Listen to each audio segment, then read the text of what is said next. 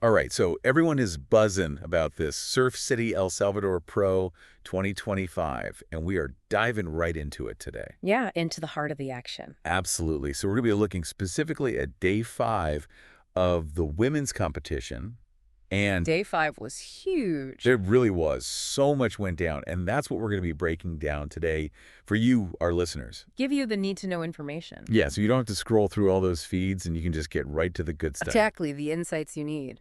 And we are going to be pulling our information from the World Surf League's coverage of the event. Straight from the source. Straight from the source, yeah. And Huh. what we really want to understand today is, you know how these results from day 5 are going to affect the quarterfinals? The implications for sure. Yeah. I think one of the big takeaways from Day 5 is that we now have all of the quarterfinalists decided Yeah, for the women. for the women, and the day was full of surprises. So many upsets. A pair of upsets, actually, and I mean, we knew the conditions were going to be interesting going into this event, right? yeah, I mean, they kept saying slow and steady. Slow and steady. Okay, so what does slow and steady mean for the surfing itself? Well, it means they weren't getting those big dramatic waves. Okay. You know, it wasn't like high-flying aerials. It was really about, Like finesse. yeah, finesse strategy, being selective with the waves that you're taking. Leave knowledge. Yeah, you really had to pick the ones that were going to give you the most potential for scoring. This is a totally different kind of skill set required for these particular conditions. Absolutely. And we saw two surfers capitalize on that in a really big way. Yeah, that's what I want to get into. With those upsets. Yeah, so let's talk first about Isabella Nichols versus Caroline Marks. Okay. And, you know, going into this, Caroline Marks had so much momentum, right? Huge momentum. I mean, she was looking for back-to-back wins. Yeah, she was looking for a second consecutive win. Yeah. She was even, you know, in the running for a potential three-peat, Which is incredible. which is huge. Unheard of, almost. So she was definitely the favorite in this heat. Yeah, she was. But Isabella Nichols totally changed the narrative. You know, they called her the ultimate spoiler. Oh, really? Which I think is such a great description because she really did come in and disrupt things. Yeah, and there was so much talk about her being in powerful form. Yeah, I mean, it wasn't just luck, it was skill, you could tell. Right, and even in those conditions that were slower. It was interesting, right, because they kept saying patience is key.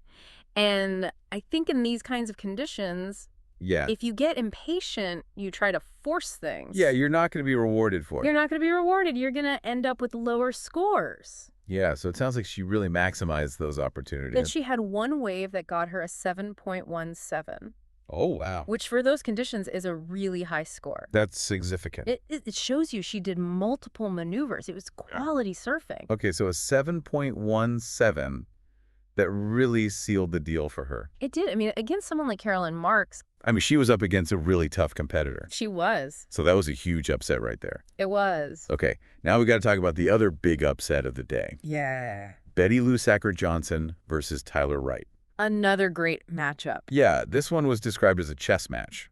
Yeah, I mean, which makes sense when you think about what we were saying about the conditions demanding strategy. Right, exactly, yeah. So Tyler Wright, two-time WSL champion, Oh, yeah. veteran surfer, Yeah, she's got the experience. tons of experience. And Betty Lou Sacker-Johnson is a rising CT star. She is, and she really showed up. Okay, so for our listeners, CT stands for Championship Tour. Yeah, that's the elite level. Top tier of professional surfing. So she's one of the best in the world. Yeah, but maybe not quite as much experience as Tyler Wright. Right. But what's really impressive is how she was able to secure her spot in the quarterfinals. Okay, and they said she really managed those slow conditions well. Yeah, again, playing that strategy game. Yeah, so it sounds like there was a lot of back and forth in this heat, right?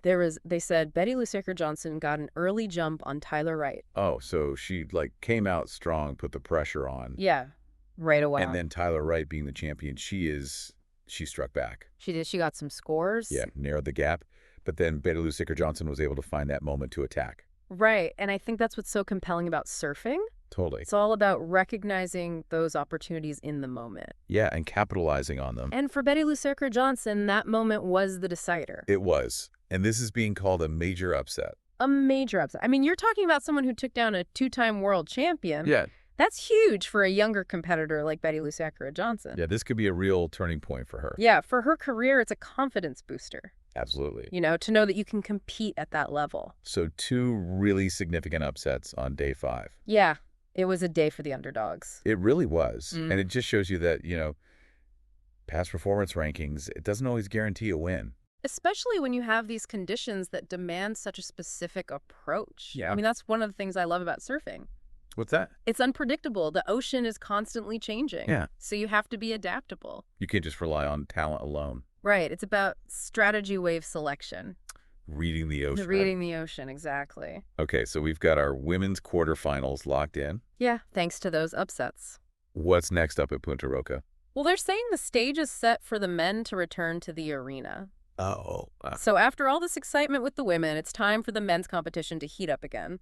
And where are they at in their competition? They're going to be competing to see who advances to the round of 16. Oh, okay. So a little further behind the women, but just as crucial. Yeah, absolutely. Yeah, So still lots of action to come. definitely. All right, so for you, our listener, if you're just joining us and trying to catch up on all the action from day 5. What are the big takeaways? Yeah, what are the really key things to understand about what happened? Well, I think the upsets are obviously the most significant thing that happened. For sure. Isabella Nichols, Betty Lou Johnson, they really shook things up. Yeah. And I think it shows how important it is to adapt to the conditions at Punta Roca. Yeah. Day 5 wasn't about power surfing. It was about intelligent surfing patience waiting for the right wave. Precision. Precision, exactly. And it also shows that, even the top-ranked surfers, even former champions, they can be defeated. Yeah. If you're on form and you can read the conditions, you have a chance. You can take down anyone. Anyone. It's really exciting. So just to recap for everyone, Okay.